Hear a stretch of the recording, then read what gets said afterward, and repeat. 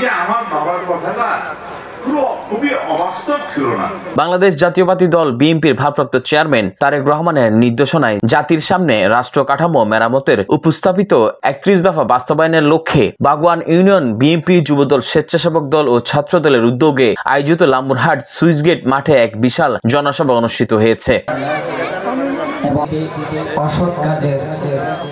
এতে প্রধান অতিথি হিসেবে উপস্থিত ছিলেন সাবেক সংসদ বিএনপির কেন্দ্রীয় ভাইস চেয়ারম্যান গিয়াসউদ্দিন কাদের চৌধুরী।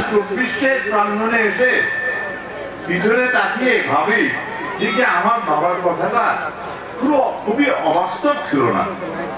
কথার মধ্যে কথাটা রসকস করে বলেছিল, কিন্তু সে কথার মধ্যে অনেক অর্থ বহন করেছে। আমাদের আজকে উপলব্ধি হয়ে গেছে, এত বেশি উপলব্ধি হয়েছে।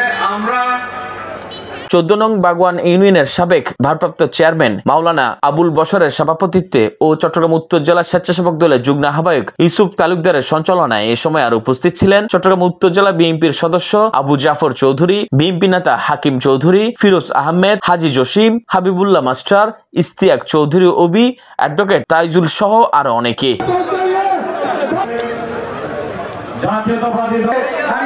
তাকে অনেক কষ্ট দিয়েছে।